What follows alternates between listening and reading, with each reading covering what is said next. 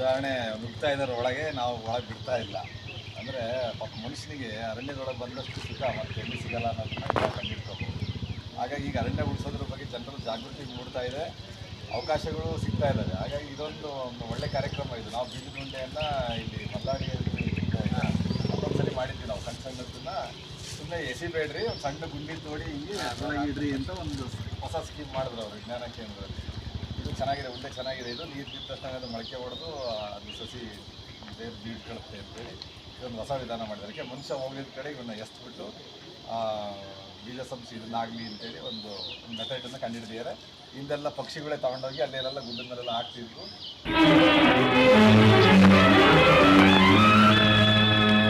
ಒಂದೇ ನಾಡು ಒಂದೇ ಕುಲವು ಒಂದೇ ದೈವವು, ಒಂದೇ ನಾಡು ಒಂದೇ ಕುಲವು ಒಂದೇ ದೈವವು. ಒಂದೇ ನಾಡು ಒಂದೇ ಕುಲವು ಒಂದೇ ದೈವವು. ಮನದಿಂದ ಎಲ್ಲರೂ ದುಡಿದರೆ ಜಗವನ್ನೇ ಗೆಲ್ಲುವರು.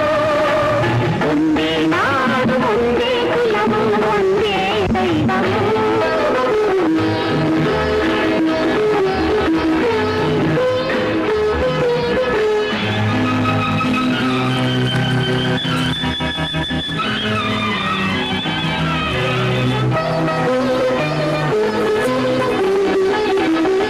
ಬಡವ ಬಲ್ಲಿದನೆಂಬ ಆ ಭೇದ ದೇವರಿಗಿಲ್ಲ. ಗಾಳಿ ಬೆಳಕು ನೀರು ನಮಗಾಗಿ ನೀಡಿದನಲ್ಲ. ಮಕ್ಕಳು ತಾನೇ ಈ ಸೃಷ್ಟಿಯ ಜೀವಿಗಳೆಲ್ಲ.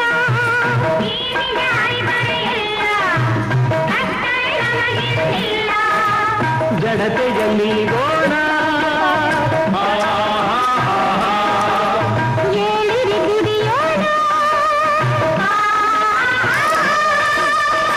ಎಲ್ಲರೂ ಶ್ರಮಿಸಿ ನಂಬಿ ನೆಲವನ್ನು ಸ್ವರ್ಗವ ಮಾಡೋಣ.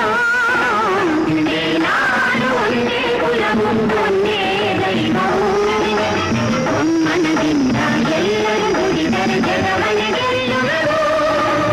ಒಂದೇ ನಾಡು ಒಂದೇ ಕುಲವು ಒಂದೇ ದೈವವು.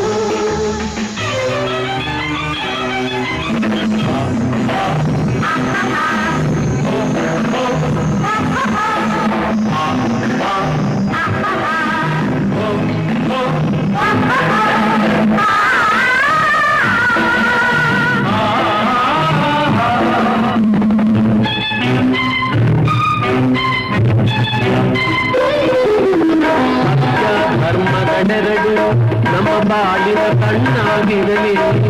ಶಾಂತಿಯ ಹುಸಿರಾಗಿರಲಿ, ಸೇವೆಯ ಗುರಿಯಾಗಿರಲಿ. ಬದುಕಲಿ ಏನೇ ಬರಲಿ, ಒಗ್ಗಟ್ಟಲಿ ನಂಬಿಕೆ ಇರಲಿ. ಕನ್ನಡತನ ಬಿಡನೆಂಬ ಛಲವಿರಲಿ ಮನದಲ್ಲಿ. ಕನ್ನಡತನ ಬಿಡನೆಂಬ ಛಲವಿರಲಿ ಮನದಲ್ಲಿ. ವೇದವಾಳಿಸೋಣ, ಸ್ನೇಹವ ಬೆಳೆಸೋಣ.